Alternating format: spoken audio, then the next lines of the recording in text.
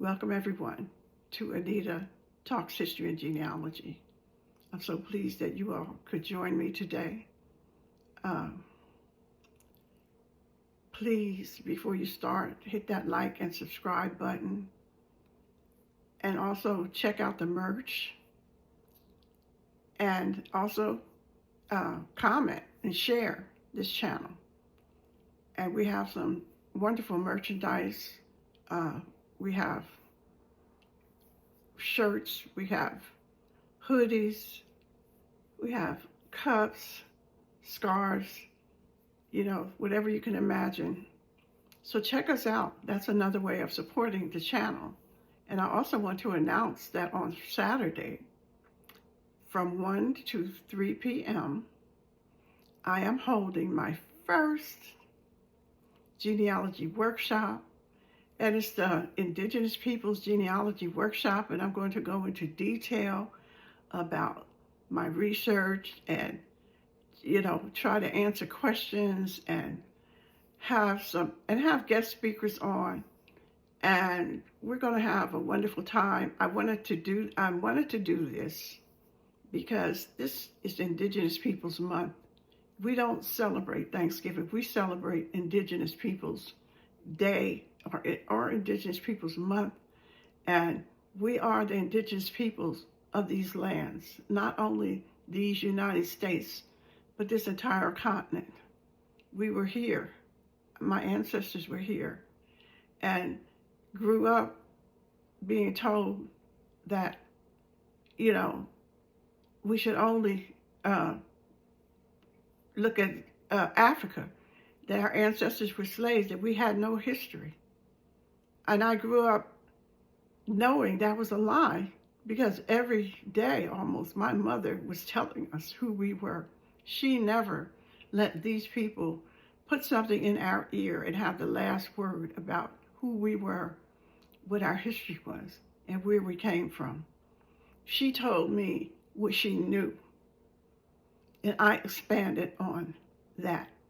I kept notes of everything she told me from the time I was a child. And she was a wonderful oral historian, my mother. And we were her audience, meaning her children, because she was actually a young mother. She had like 7 children. And most of the time my dad was working and she was a stay-at-home mom. So she was home with a bunch of kids, and that's how we entertained. We were entertained by my mother and the stories that she would tell to keep us quiet, to keep us focused. And it was beautiful. And I miss my mom, Vivian Martin Baxter, every day. I miss her and her storytelling. She was not only that, she could knit and crochet.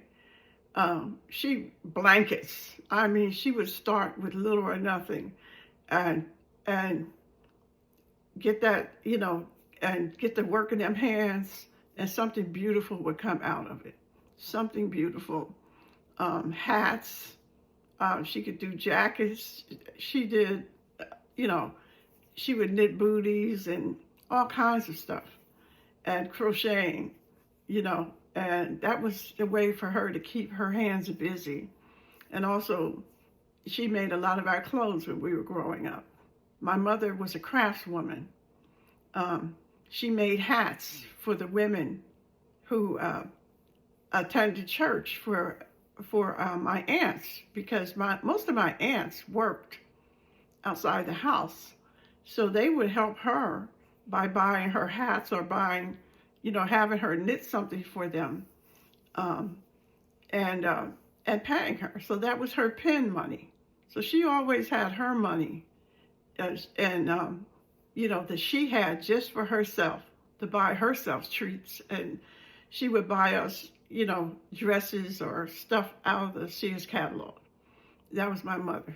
And so when she was telling us, she would tell us about our ancestors and who we were. And when she was talking about the native people, and she said, this is our land. We lived in rural Pennsylvania, Chester County, Pennsylvania. And And all of the farmland was owned by Dutch people, um, the Amish, the Mennonites. All of the farmland was owned by these people. Although my great-grandfather, he was also a farmer, but his land had been taken. His land was taken by Chester County, something I'm not supposed to even mention. They claimed that he didn't have a deed, but through my research, I found a deed to his land, and they not only did they take his land, he was an old man, they beat him up and put him off of the land that he had farmed. There was a house there. They came in and took everything and put him off of his own land. They didn't do that with the Mennonites. They didn't do that with the Quakers. They didn't do that with the Amish. They did this with my great-grandfather. In other words, instead of him being able to pass it down on to his children, it was another way of making sure that we didn't have any generational wealth. And this particular great-grandfather, his mother, Leah, was a slave, and he was enslaved in South Carolina until the end of the Civil War, when the 54th Massachusetts went down there. He was in Georgia because he had been sold by his white father, the Ruth man who purchased and owned my own great-great-grandmother Leah. So great-great-grandpa Robert Ruth, he was a white man, German, and he sold Leah to Hilton Head, South Carolina. And he sold his children, he had with her, about 4, to Savannah, Georgia, as house slaves. So she was a field slave. He sold her as a field slave. She was African, and sold them as house slaves.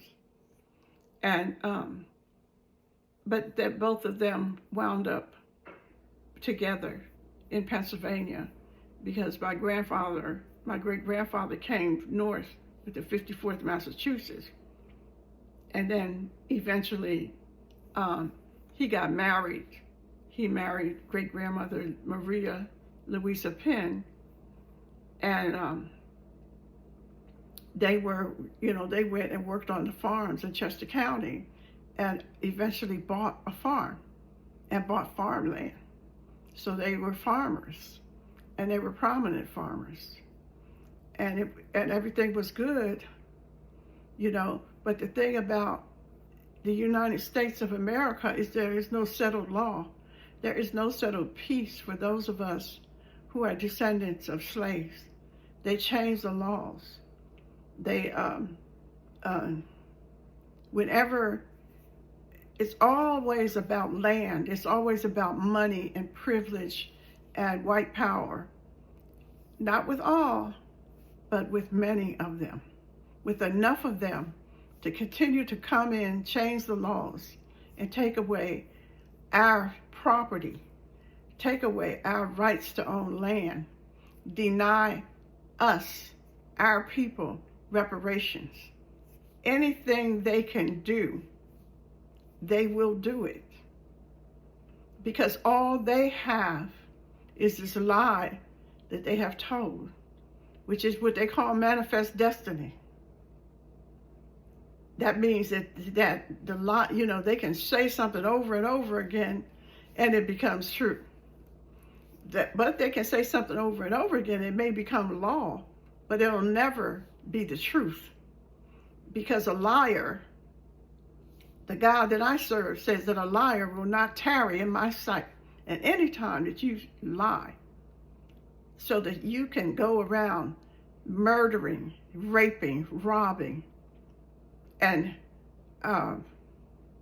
committing, just wiping people out and then setting yourself up and talking about how great you are, that means you're trying to put yourself above Creator, above God.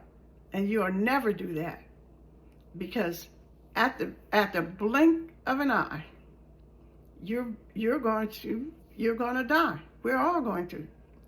Every man that's born is going to die, and you're going to die with that lie on your soul.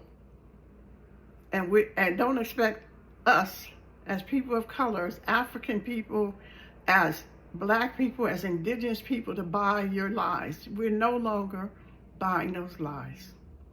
Okay? So, as I'm telling this story, I really want to bring in who my grandfather Martin's people were, because they were the people who were a part of the Iroquois Confederation. Molly Brant is my ancestor. And Molly Brant was the sister of Chief Joseph Brant, who was, and they called him Jacob or Joseph, Chief Jacob Brant. He was the head of the Iroquois Federation. And the Iroquois Confederation, it was 6 nations, and one of those nations was the Seneca, by the way. So when you all are talking about Central Park was Seneca Village, and that was an African American community. That was a Seneca community, too, before it became African American. And I'm wondering if most of them African Americans in Seneca Village were not Seneca, because what they were doing was changing the racial identification, because they are the ones that brought in the racial identification of people.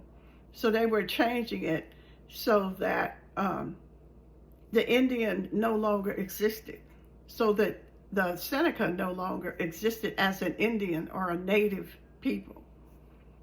Then all of a sudden they became African Americans. So all these native people who may have been in Seneca Village became African American or Negro, colored, whatever they, mulatto, whatever they were renaming them, because they did the same thing in Chester County, Pennsylvania, where my mother, my grandfather, Pop Martin, and his people were. And they were in that Chester County, Pennsylvania. My grandfather Martin, he was also a farmer. His father, great-great-grandpa William Martin, he was a rancher, and he lived on land that was native land, was indigenous people's land, but they had sold it to the King Ranch. So the King Ranch was had allowed him to live there, and he was doing the same thing that they do in South Carolina, where you work that land, but you don't own that land. So he did not own the land. He raised cattle on that land, and they herded those cattle all the way to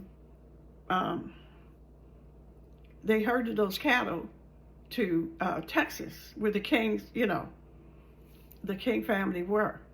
But the King, they were the biggest beef producers during that period, and that was that had to be around the early 1900s, when our great-grandfather William Martin,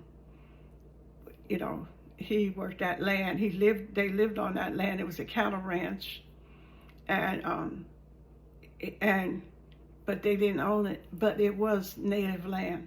It was indigenous land that was sold from under them, and they were only allowed to stay there to work it, so that the King Ranch, who were most people know who they are. They were the biggest cattle producers, cattle ranchers in the country at the time, so he was a cowboy.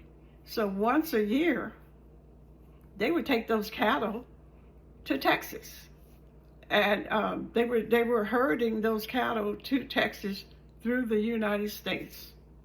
So they were cowboys. You know, when you see cowboys and they're in the middle of nowhere, you know, and they never do tell you who these cowboys are,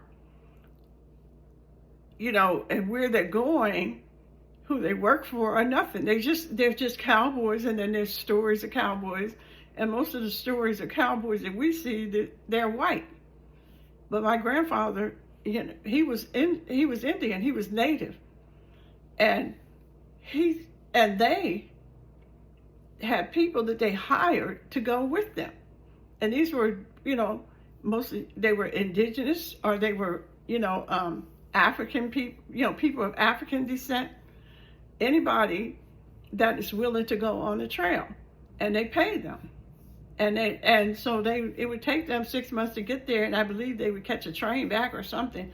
But it was important that they herded the cattle. You know, they took the cattle, and not on a train.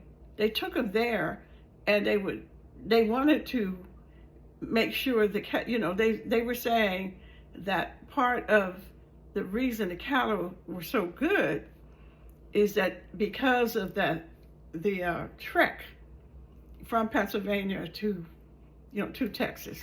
And then remember too that things were different back then. You know, there weren't so many borders, and it was more open back then in the early 1900s, when great grandfather Martin, you know, was herding the cattle and taking the cattle, and they probably couldn't afford to put them on a train anyway, you know.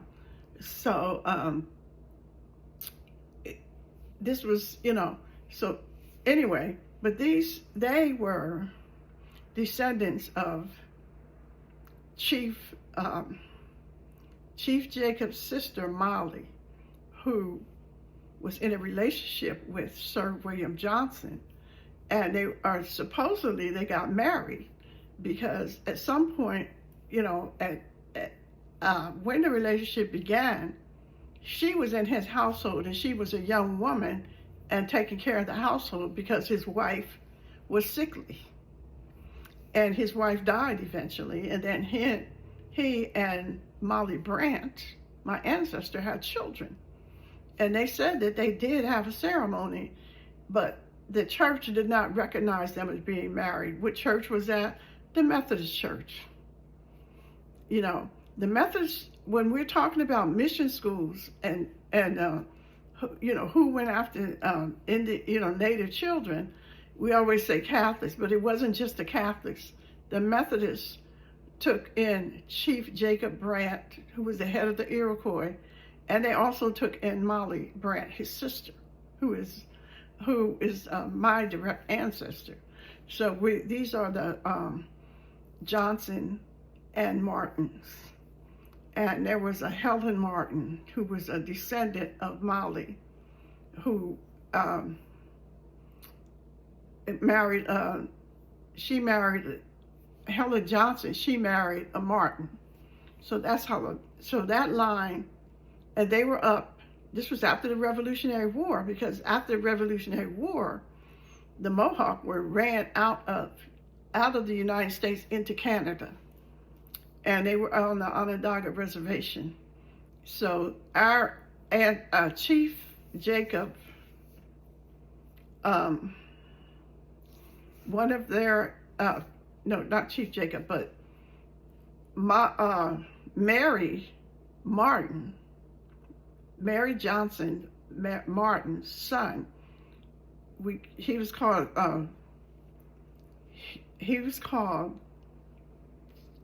William Smoke Johnson. He didn't call himself Martin. He called himself William Smoke Johnson. And so he is our direct descendant, but he was born on the reservation, and he came into Pennsylvania, and we're his descendants. And they called him William Smoke Johnson. And this is how, but what was going on was, even though they had ran them up into Canada after the Revolutionary War. They began coming back, and they were coming back not as Mohawk or Indian, but as mulattoes. So that's how they came into Chester County, Pennsylvania. And again, they had ceremonial land throughout the region. They had a vast region that the Iroquois confederation, controlled. So once the Revolutionary War was lost, they went into Canada. They still would come back for ceremonies into Pennsylvania, into New York, and then the people in Pennsylvania would go into New York, into Canada. I have, relatives that I talk to now who said, "Oh, we used to go up into Canada to the reservation to do Boy Scouts." They called them Boy Scouts, or they would go and spend several months up there, and they were coming into the United States, what is now the United States. But you have to remember that before all of this land was split up, I'm saying even before there was a Canada, they were moving freely throughout these lands, and there was no borders. The same way, every time I see Africa, and they say, "Oh, the Europeans cut Africa up," and I'm thinking, don't you think they cut the Americas up? So that we have South America, we have Mexico, we have the United States, we have Canada, then there's Alaska. That's the same thing they do everywhere they go. They cut up territories and divide it up and give it to their whoever's part of their culture, who's from Europe. They've never divided anything up and said, "Oh, we're going to let Africa come here and control this." It's all about Europe. It's all about Europe.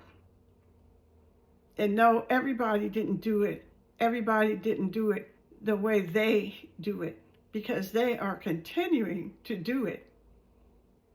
It's just a little bit more subtle, but they're continuing to do exactly what they have been doing. And so my ancestors who were coming back into the region, they were able to move around because these people were still colonizing. They hadn't really taken in all the land. And at one point they went up in Lancaster County into the Welsh Mountains, and I wrote about it in Black Minqua, The Life and Times of Henry Green. I wrote about it.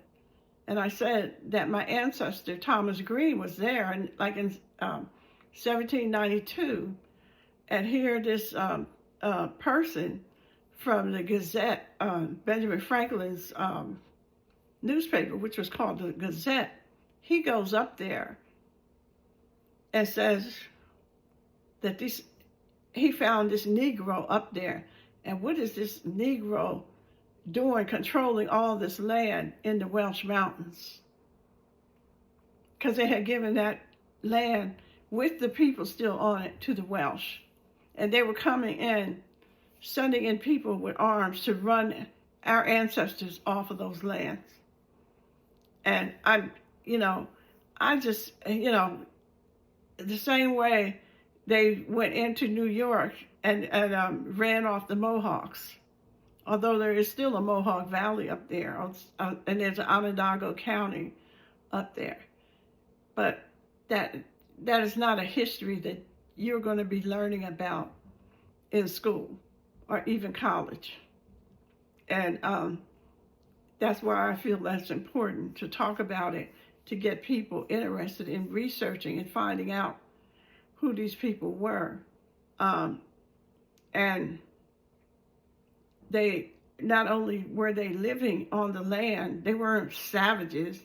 They were building villages. They had roundhouses. They had communities that they were building, and they had, they had what would you call rules of combat, where they would not go and kill off children and women. Their fights were men to men. You didn't fight a woman. Yet when the Europeans come, they killed women and children. They burned down villages because they had no rules of combat. They believed in scorched earth and then replanting themselves on the bodies of the people that they massacred. And then, the reason that it's important is because this nation, where many of us are Christians, and I say many of us, even indigenous people and our people of color, call ourselves Christians. But there are some people who call themselves Christians who are practicing the inverse of what Christ stood for. They're not practicing, like, to me, Christ, the one that I was raised on, was a Prince of Peace and emancipator. He was not a colonizer. He was not a capitalist. He was not a corporate raider. Christ was here, to free us, to tell us, to show us a way that we could live together and treat each other, respectfully, and treat each other as human beings, and to bring bring light and love into the world, not darkness, not depravity, not cruelty. That is not what it's about. And it's not about who has the most money, because that you can't eat money. It's not who has the most power. None of that power. When it's your time to leave here, none of that power means nothing. None of that money means nothing.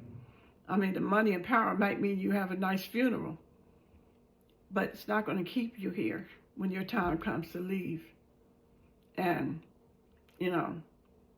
so in order to continue telling my truth, I have to, make sure that you understand who these people were and to humanize them.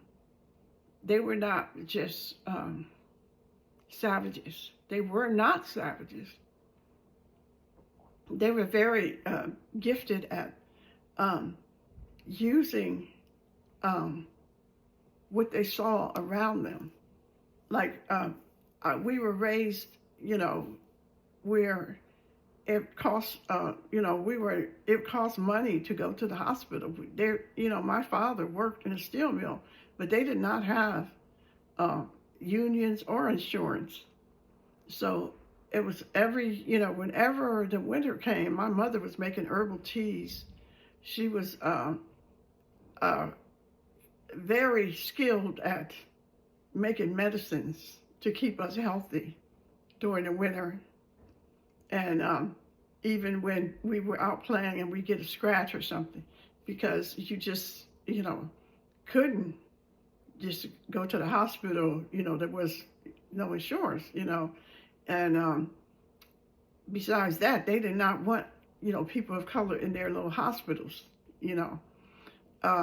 So she was the one that taught us, how to take care of ourselves, how to eat right,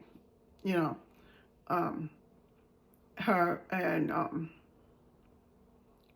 this is, part, like I said, just, with her, all of my mother's skills and abilities and making clothes and making stuff for the community. She always had that knack for making sure that we had a little bit extra from what my dad was making at the mill.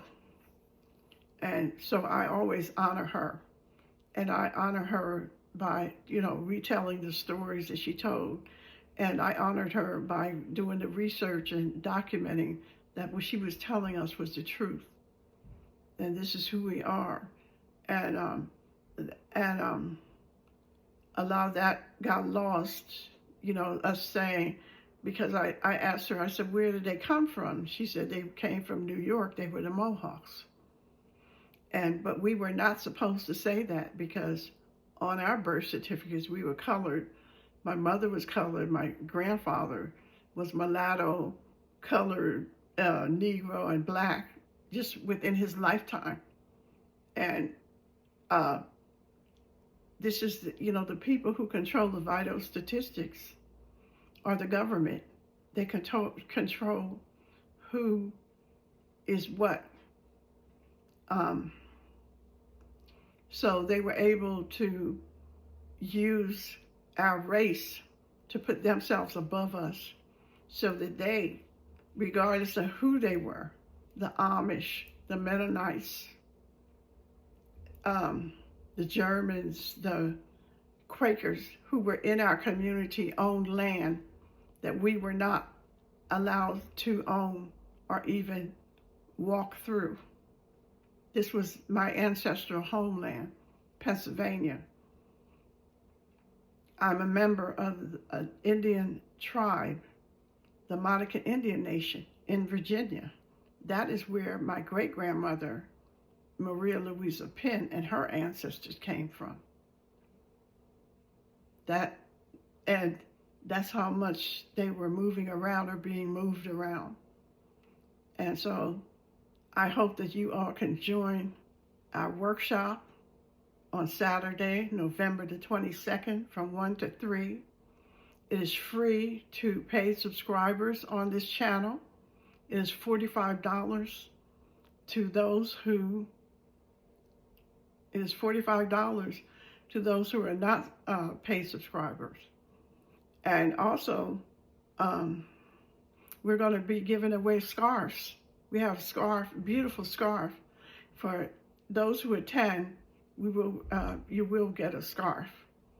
And you also get a chance to, I'm going to go through my books, and we're going to discount the books.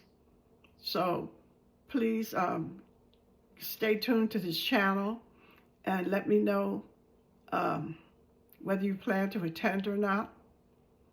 Also, you can donate to my Cash App, which is $Wills920. Excuse me, it's Wills920 Cash App. And keep tuning in, and hopefully we'll see you Saturday. And have a wonderful, blessed rest of this day. Bye.